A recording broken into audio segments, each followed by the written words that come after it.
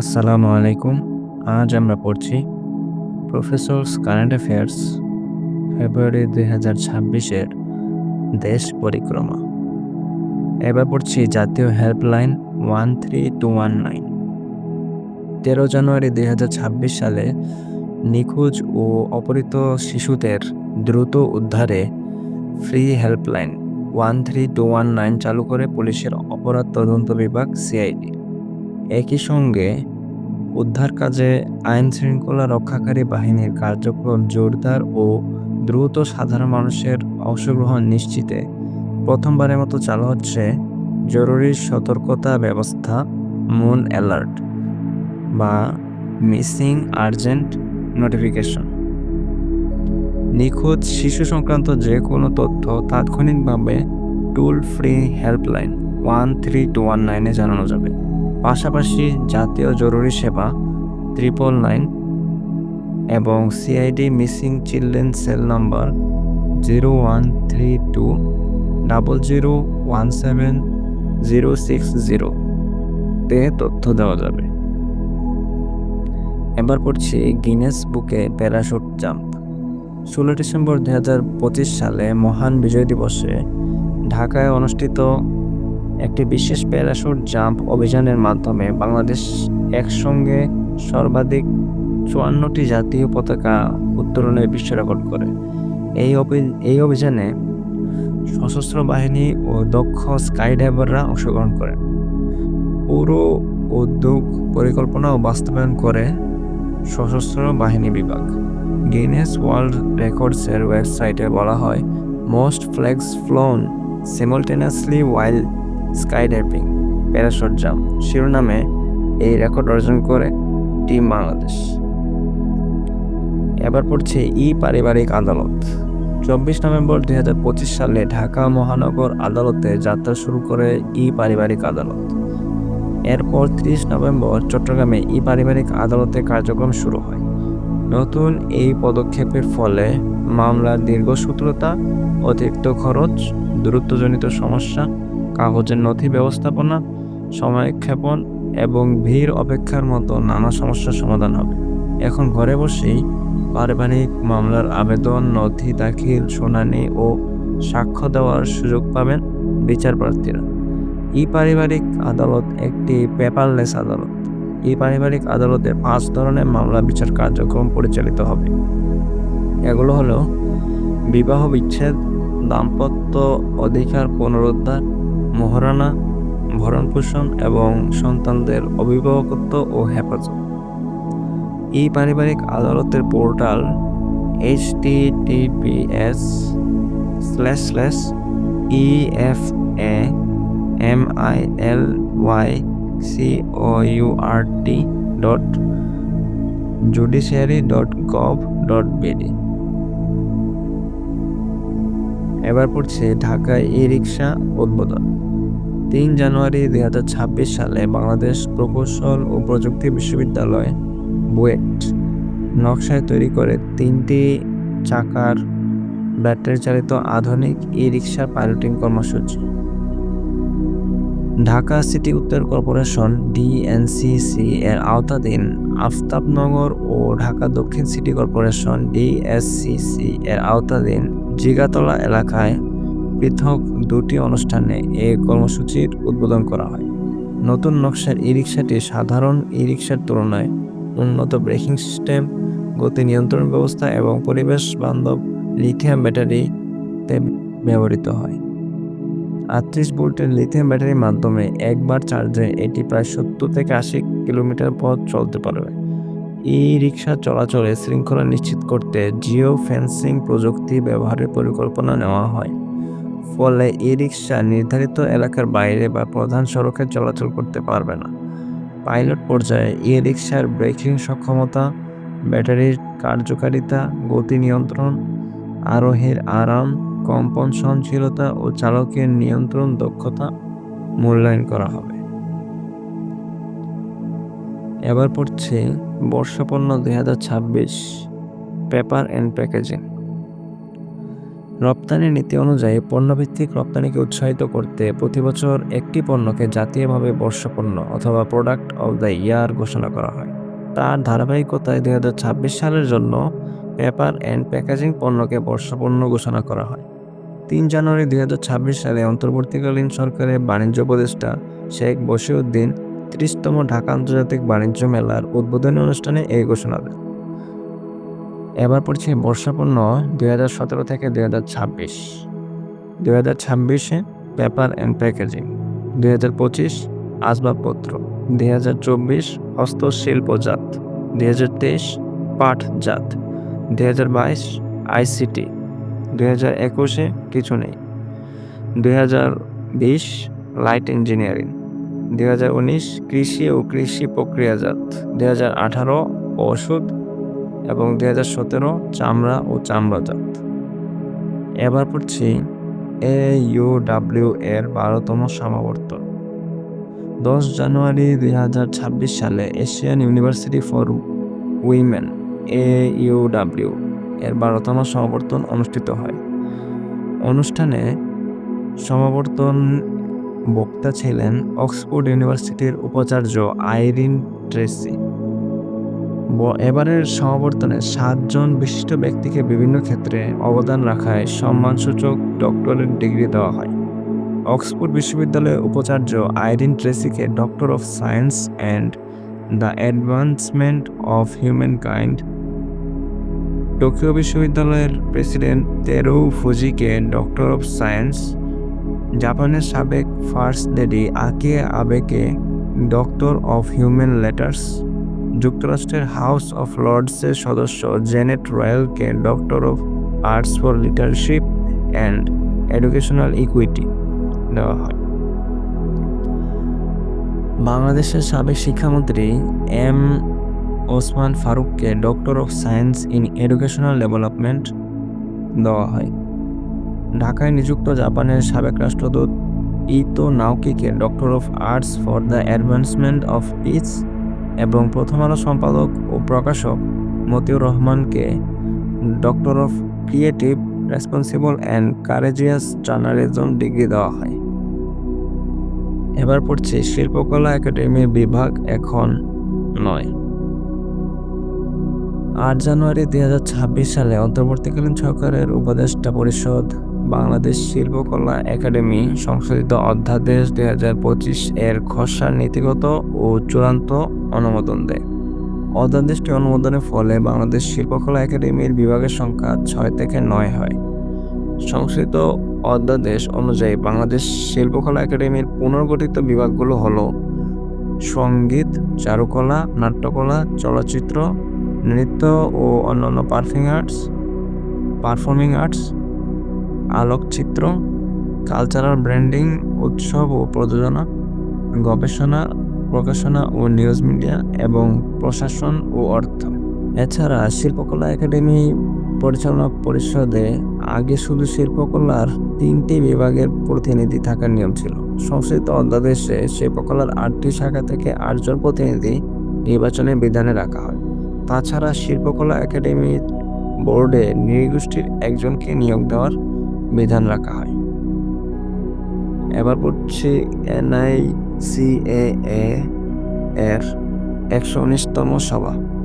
20 জানুয়ারি 2026 সালে প্রশাসনিক পুনর্বিন্যাস সংক্রান্ত জাতীয় বাস্তবায়ন কমিটি অর্থাৎ national implementation committee for administrative reforms অথবা NICAR এর 119তম সভা অনুষ্ঠিত হয়।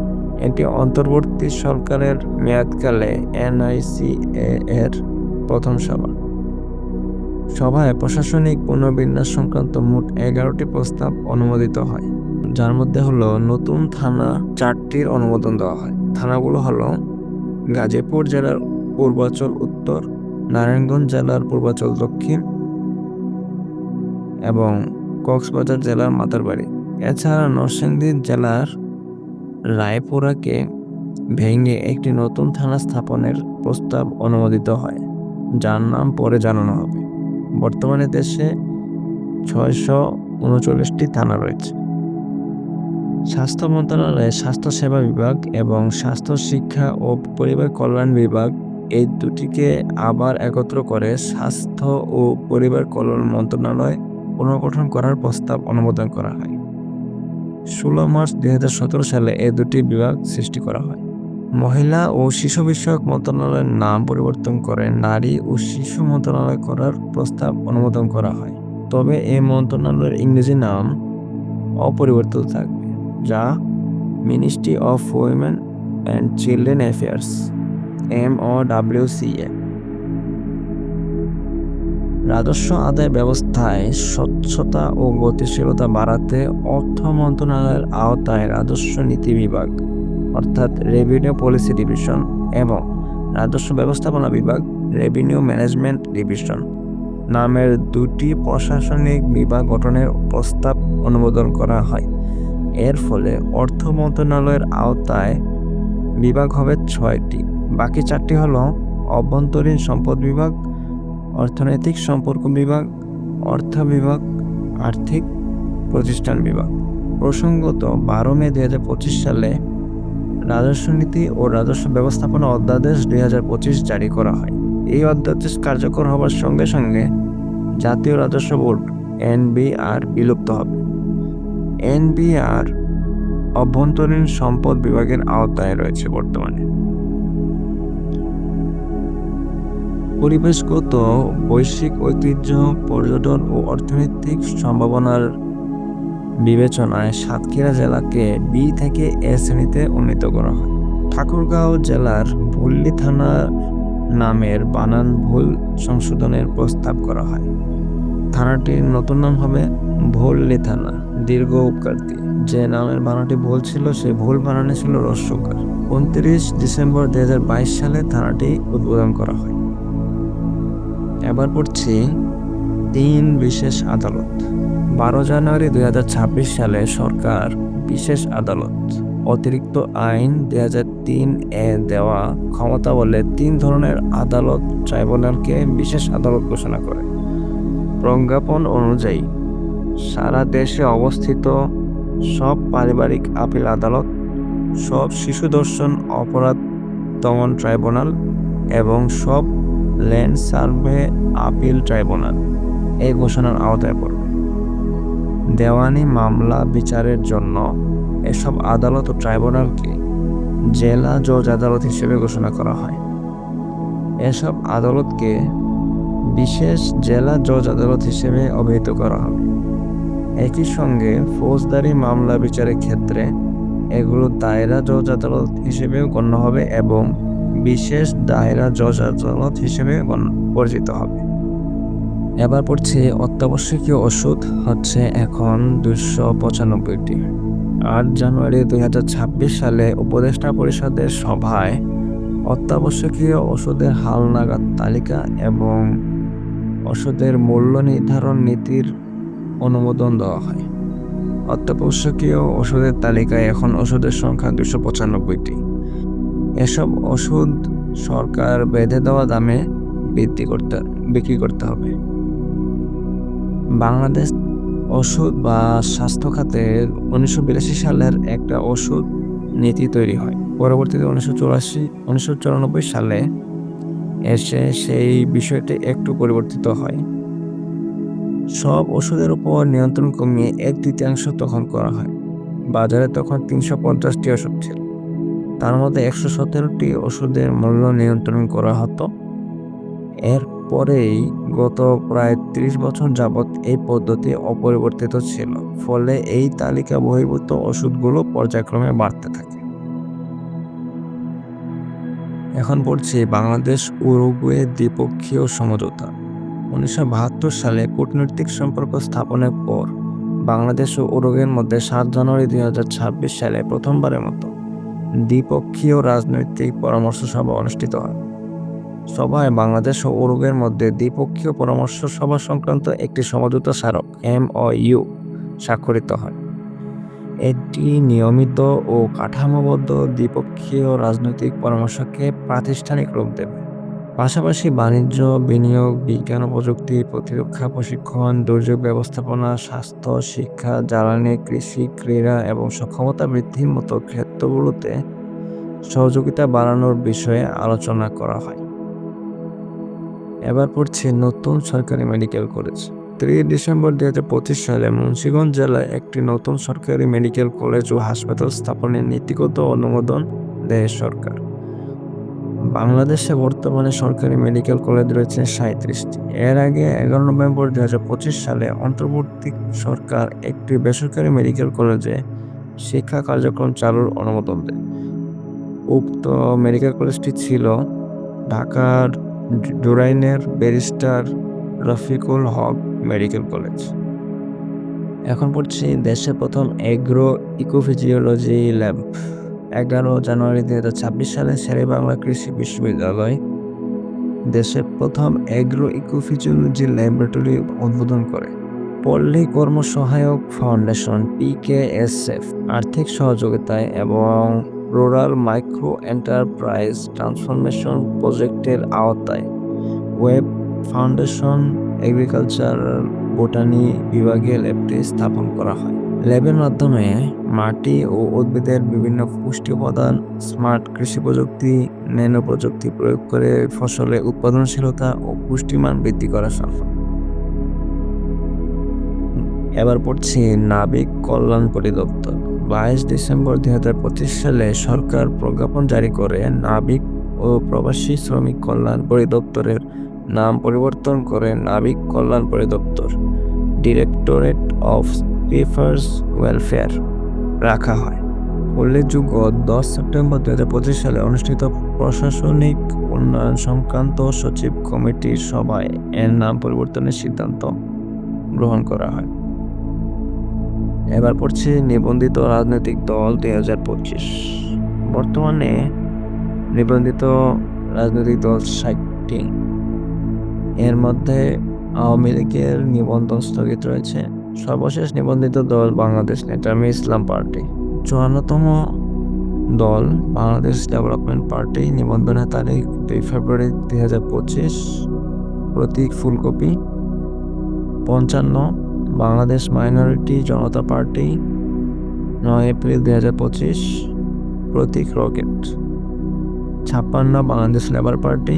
25 সেপ্টেম্বর 2025। প্রতীক আনারস। 57 বাংলাদেশ রিপাবলিকান পার্টি BRP। নিবন্ধন তারিখ 23 অক্টোবর 2025। প্রতীক হাতি। 58 জাতীয় নাগরিক পার্টি NCP। 17 নভেম্বর 2025।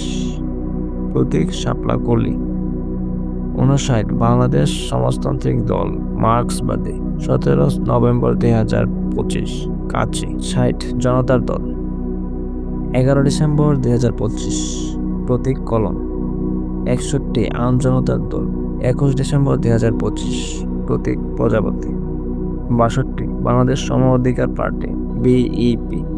23 ডিসেম্বর 2025। প্রতীক দোয়াত কলম। 63 বাংলাদেশ নেজামি ইসলাম পার্টি। নিবন্ধনের তারিখ 28 ডিসেম্বর 2025। প্রতীক বই। আজ এই পর্যন্তই দেশ পরিক্রমা।